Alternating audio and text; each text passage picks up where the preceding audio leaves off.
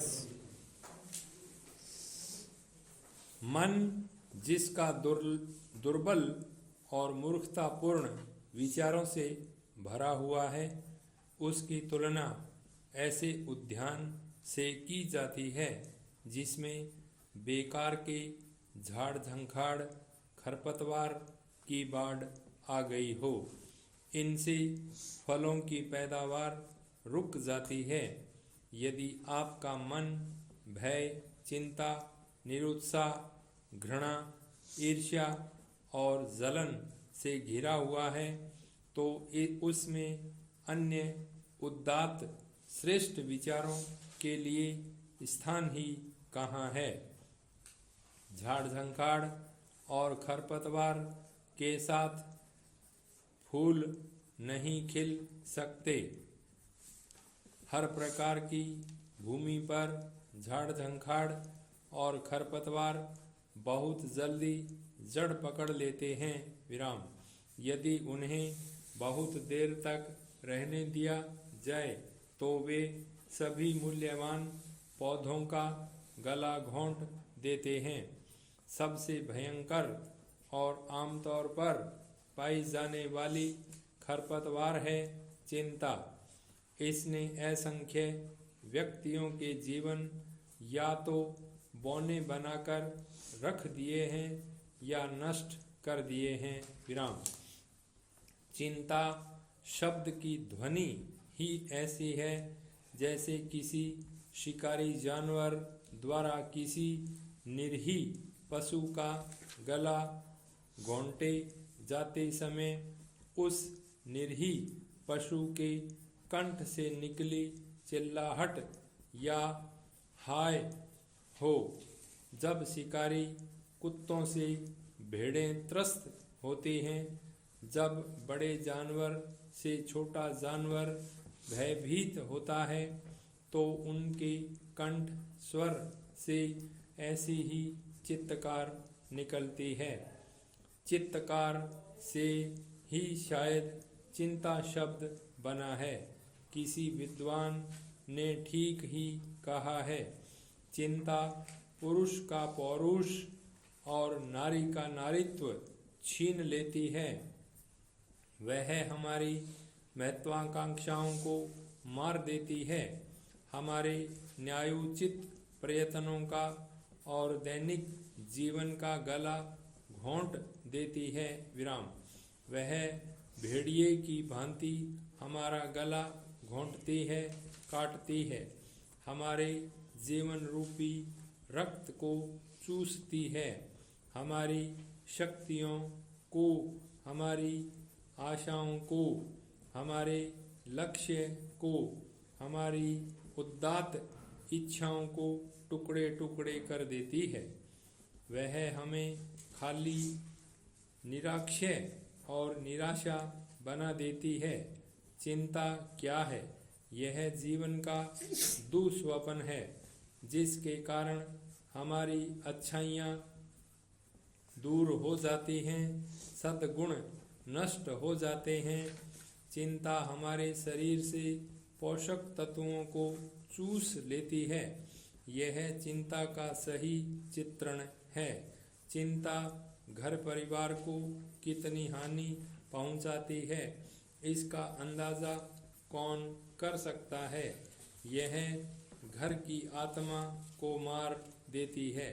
घर की प्रसन्नता और समरसता को यह नष्ट कर देती है। विराम।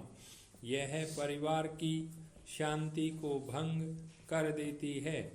घर परिवार के जीवन पर चिंता का बहुत ही घातक प्रभाव पड़ता है। निरंतर चिंता के वातावरण में जीवन व्यतीत करने से अधिक हानिकर अन्य कोई बात नहीं जो विकास को अवरुद्ध कर सके और शक्ति का शोषण कर सके। बहुत से व्यक्ति निरंतर चिंता राक्षसी के ही शासन में जीवन व्यतीत करते हैं। उनका प्राकृतिक विकास कभी नहीं होता। बचपन से ही चिंता ने उनके तन मन का पोषण नहीं होने दिया और बोना बना दिया। उनके मन में भय का टीका लगा दिया गया। जब माताएं अपने नन्हे मुन्नों को डराती हैं, यदि तुमने ऐसा किया तो यह बुरा परिणाम होगा, वैसा न किया तो यह हो जाएगा। इस प्रकार की विधि निषेधों के भय के वातावरण में उनके नन्हे कोमल मन पर भय का ही राज्य छाया रहता है। अंत में वह भय उनके मन की गहराइयों में इस प्रकार स्थायी रूप से बस जाता है कि वह छिपा हुआ दैत्य आने वाले वर्षों में निरंतर सामने आकर उनके मन की शांति एवं प्रसन्नता को नष्ट करता रहता है। फिक्र में डूबा मन, चिंतातुर मन, भयग्रस्त मन व्यक्तित्व के प्राकृतिक विकास में बाधक होता है।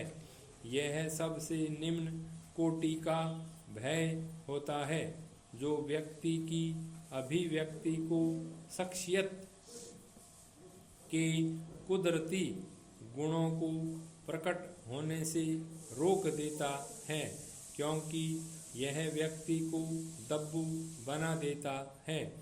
जो व्यक्ति पुराने भय से पीड़ित होते हैं, वे कभी भी खुलकर स्वतंत्रता से और पूरी तरह अपने व्यक्ति को प्रकट नहीं कर पाते। वे सदा झिझकते, दबते, डरते रहते हैं और सनकी हो जाते हैं।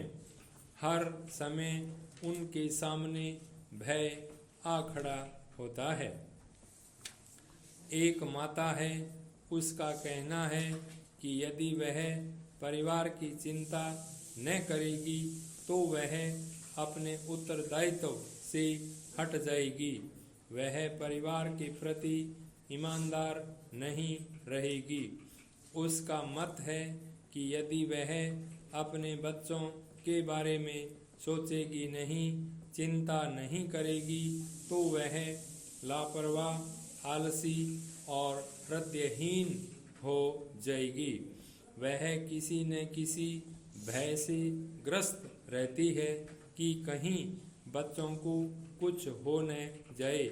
यदि बच्चे शहर जाते हैं तो माता डरती रहती है कि कहीं मोटर, बस या ट्रक के नीचे न आ जाएं और मारे न जाएं। जब वे गांव में आते हैं तो माता को चिंता होती है कि वे बच्चे कहीं पेड़ से न गिर जाएं, कहीं तालाब में न डूब जाएं, कहीं उन्हें कोई विष न दे दे।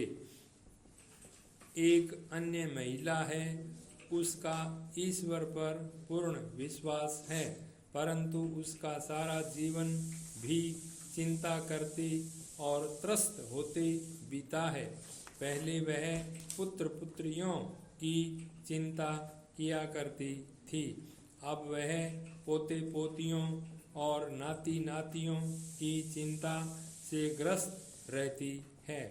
यदि वह बहुत देर तक जीवित रही तो शायद पड़पोतों पड़पोतियों की चिंता करती रहेगी। जब भी बच्चे किसी सैर सपाटे, पिकनिक या भ्रमण के लिए जाने लगते हैं तो वह उन्हें सावधान करना नहीं भूलती। अपना ध्यान रखना, जब तक तुम लौट कर नहीं आते तब तक मैं तुम्हारे लिए बेचैन रहूंगी। और वह महिला ईमानदारी से सोचती है कि बिछुड़ते हुए से शब्द कहना और चिंता प्रकट करना बच्चों के प्रति उसके स्नेह का चिन्ह है। स्टॉप।